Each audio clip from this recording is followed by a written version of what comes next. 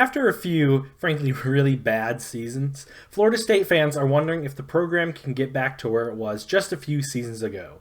I'm here to say that there should be a healthy but realistic amount of optimism for the Seminoles going into the 2023-2024 season.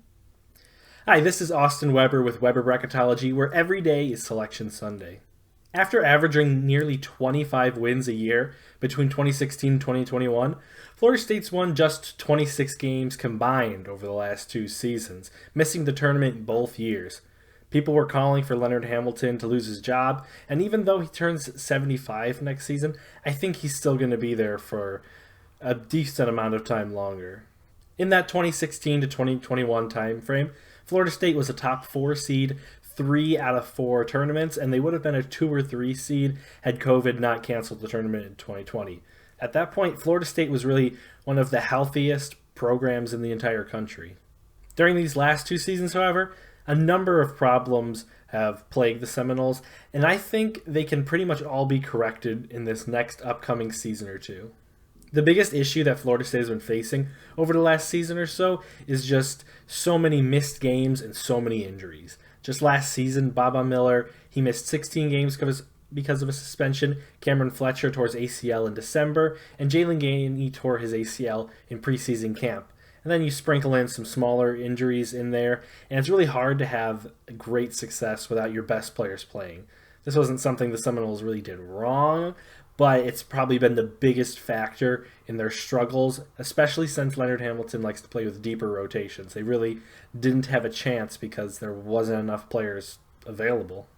There's also been the problem of attrition with players like John Butler leaving the program a little earlier than expected, and every team that's good goes through this because good players are going to leave for the NBA, they're going to leave to play professional basketball overseas, but Florida State just has been struggling to fill in those spots that were left open by them because Leonard Hamilton really wasn't utilizing the transfer portal like everyone else was over these last few off seasons. He may not have tried to use the transfer portal, but he did try to recruit some freshmen, and they just didn't really pan out. He was getting some higher profile recruits, but the freshmen just weren't developing like they probably were expected to. All this left Florida State with a young and not very talented roster, and obviously that's not going to get anything done. On the court, Florida State just hasn't been good on the defensive end like they were before. Last year, Florida State was hovering around 300th in Ken Pom rankings for defensive efficiency. Florida State likes to switch a lot, and they lack players with defensive versatility, and they don't have a lot of bigger, stronger players, in part because a lot of them are young and they're freshmen, and 18-year-olds aren't always the strongest, and this just didn't work with the system. Despite all of these issues, I think during this upcoming season, Florida State is going to be able to correct a lot of things that haven't been going their way. Probably the biggest thing in college basketball today is that Leonard Hamilton, he started using the transfer portal. He didn't get, obviously, a top-rated class, but he got veterans that can all step in and start if that's what the rotation ends up being. But if not, they're still going to give a lot of valuable minutes. With only one freshman coming in, a 4-star freshman, and a lot of returners with these 3 transfers, Florida State is going to be relatively experienced to what they've been.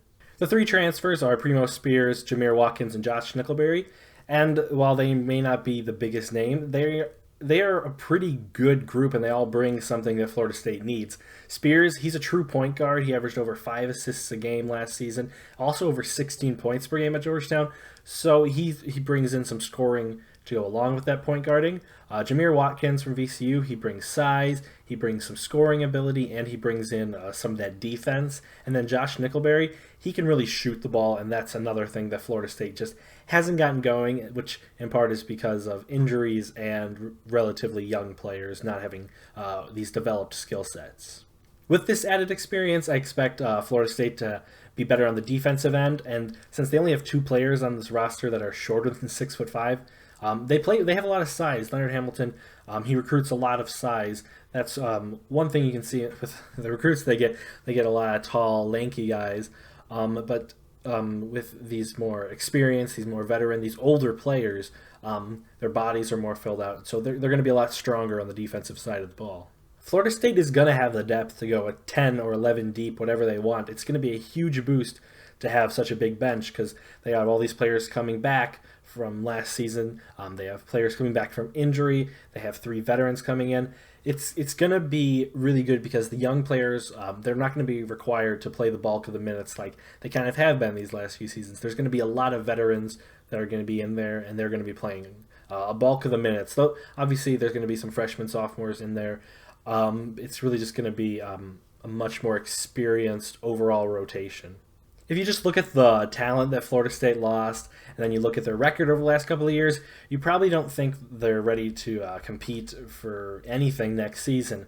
And while I don't think they're going to be in contention to win an ACC title, I believe the Seminoles, they're going to be on the bubble for the tournament, and I think there's a really good chance they could be playing into March. It's Florida State, though. Leonard Hamilton's kind of set up an expectation where this team's going to be winning over 20 games. They're going to be getting higher seeds in the tournaments. But historically, that's not really Florida State. They've only made 18 tournaments in history, so just getting to the tournament is pretty successful for the school. But Leonard Hamilton has brought those expectations up really high over these last few years. I don't know if Florida State's going to be able to get back to that level during his time there, but I think this upcoming season is going to get back on the right track. If you enjoyed this video, make sure you like and subscribe to the channel here. Comment down below what you think Florida State's going to be doing during this next season, and let me know if there's any other teams you'd like me to talk about.